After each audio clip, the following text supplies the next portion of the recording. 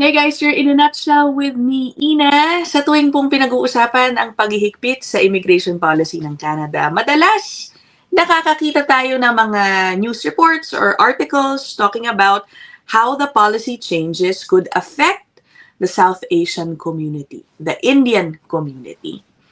Kahit na magsubok ako sa totoo lang maghanap ng data how it affects yung population ng temporary residents of the Filipino community or other communities, yung available data online, talagang medyo mas focused sa Indians. No? Unfortunately, as much as I would like to discuss ang refusal rate, for example, sa mga student visa applications from the Philippines, work permit applications from the Filipino community, parang wala ako masyadong makita. But I believe there is reason for this, kung bakit talagang medyo nagfo-focus sa Indian community. Two main reasons, di ba?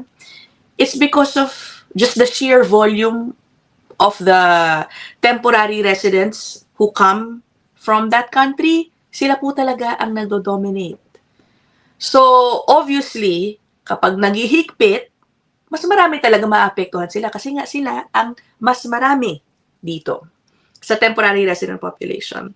Parang ang latest na nakita kong data, no, for example, sa student permit holders, they account for almost half of them. Imagine, sa lahat ng mga bansang pinangagalingan ng students, international students, halos kalahati po sa kanila.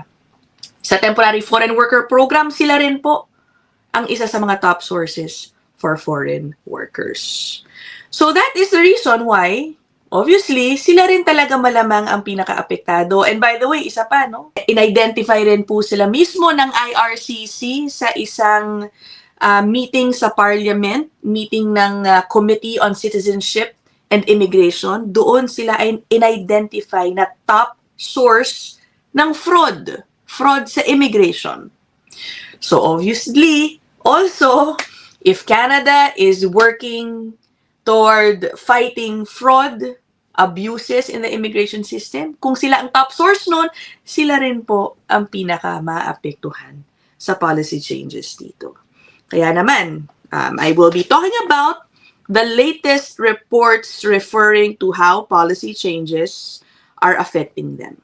Malamang nakita na ng marami sa inyo ito. Tingnan nyo. This report from the Hindustan Times, sabi dito, 1 million Indians in Canada to lose legal status by mid-2026. Okay, to lose status. Ang tanong pa rin natin, forever nating tanong, okay, pag nawala ba ang status ng legal status ng isang tao dito, sila ba ay umaalis? Talaga o hindi? Alam ko sa mga Pilipino, madalas talagang umaalis tayo, no? Kapag nagiging out of status na talaga. Anyway, so ang sabi po dito, okay, 1 million Indians in Canada to lose legal status by mid-2026. Kasi daw, ang batayan nila, no?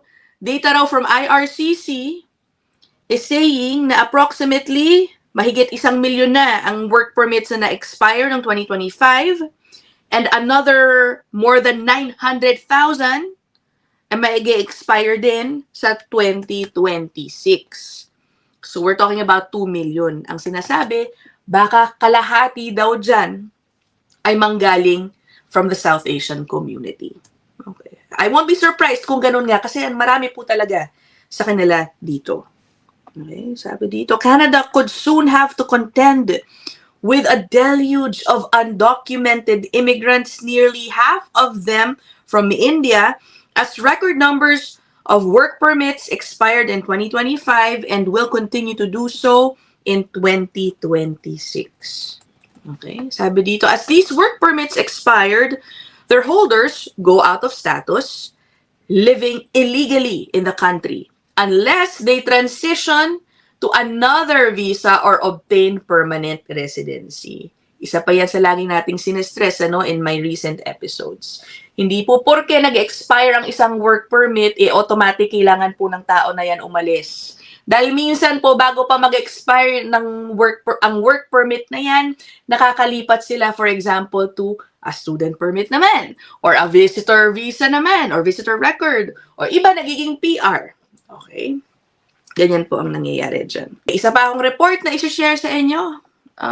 Sabi din daw, no, dahil nga naghihigpit dito sa Canada, ang mga international students daw from India, yung mga umaasa pa lang makapunta dito, ayaw na raw nila sa Canada. Let me share this article with you.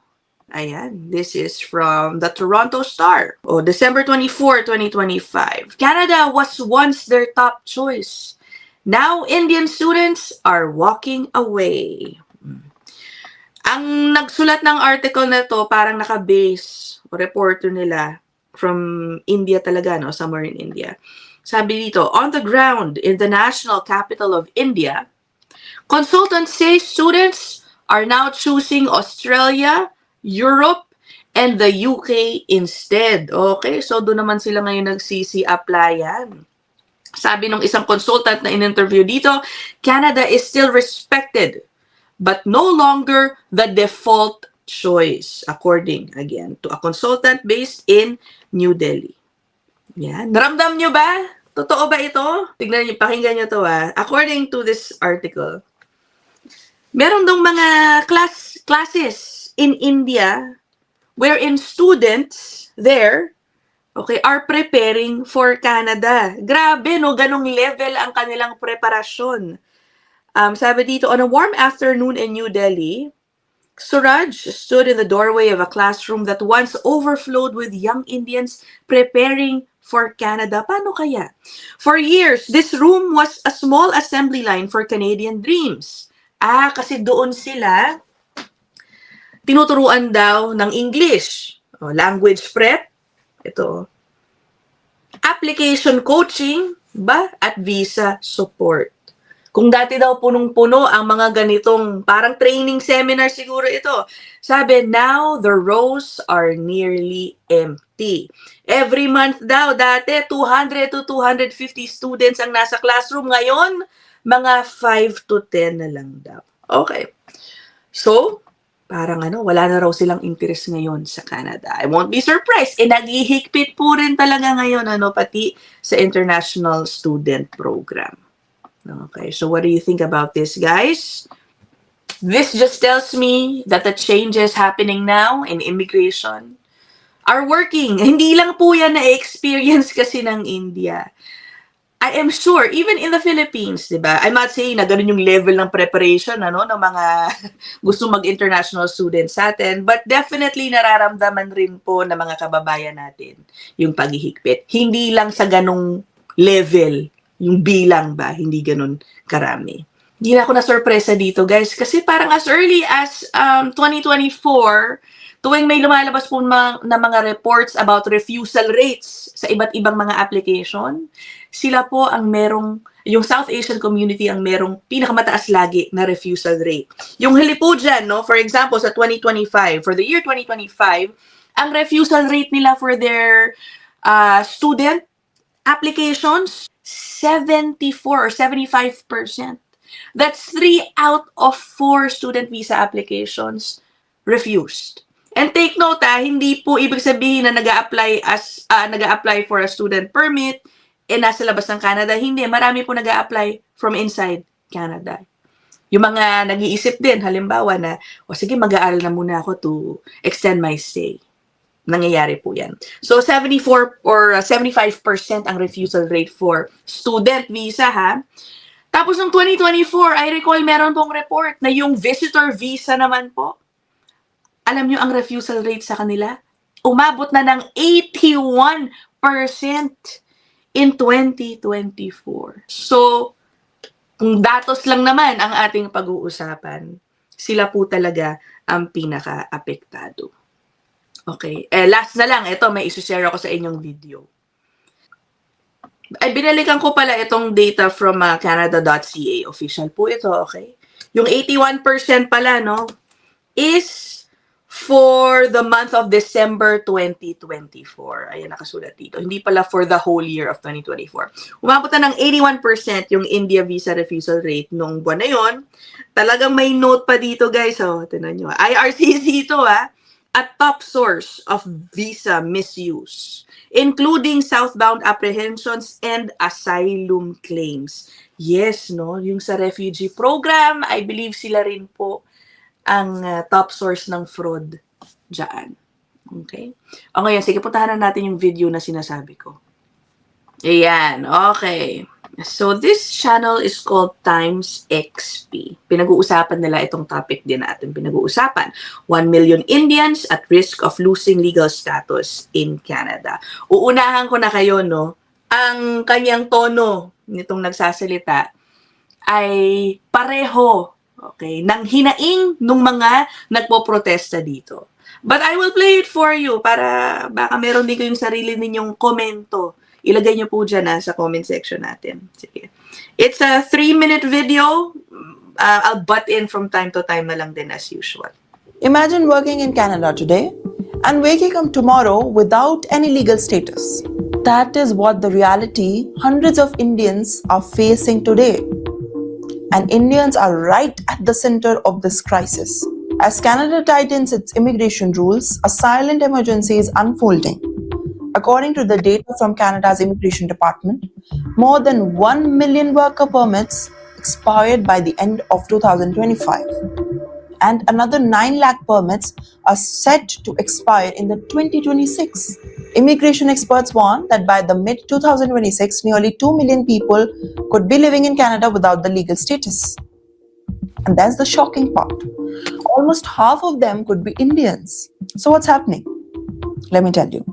For years, Canada... Teka, bago niya sa atin sabihin kung ano yung nangyayari. No? Nakita niyo yung tono niya? Parang sinasabi niya, malaking problema ito. Hindi para lang sa Indians, pati para sa Canadians. Sabi niya, it's triggering a silent emergency. Sabi niya doon, it's triggering a silent emergency. Tapos tignan niyo tong title niya, no? Imagine working legally in Canada today and losing your legal status tomorrow. Okay. It sounds as if it happens overnight. Na parang gigising ka isang araw, wala ka na biglang status. Parang ganun yung dating, no, ng kanyang caption. But I believe what she's trying to point out is a reality faced by all temporary residents here.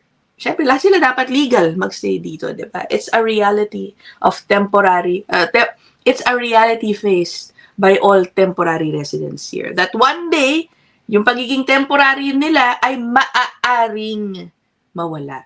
Temporary residents are at the mercy of government policy, no matter how much we like or dislike or disagree with the policy. Let me tell you. For years, Canada relied heavily on the temporary foreign workers and the international students to keep the economy running. Constructions, trucking, warehouse, restaurants, care homes, immigrants did the job that Canadians could not. But now, as the permits expire, the doors of the permanent residencies are closing fast. Unless the workers secure a new visa or a PR, which has become extremely difficult, they instantly become undocumented. So, you do not immediately become undocumented. Yes, pag na-out of status ko na, but it's not like magugulat ka sa issue na yan. They instantly become undocumented. Okay, I'm sorry, it does not become, it's not like that. It's not instantly become. Parang yung sinasabi ko kanina. Alam mo naman, kung kailan po mag-e-end ang iyong permit. Okay. So, it is also up to the temporary resident, if he or she wants to stay here, to find ways to make it happen. Hindi po yan instant na nangyayari. Okay. You know what's coming if you don't find a PR pathway. Immigration consultant Kanwar Sera says that Canada has never seen numbers this high. In just the first 3 months of 2026, more than 3 lakh permits will expire, creating what he calls as a massive bottleneck in the system.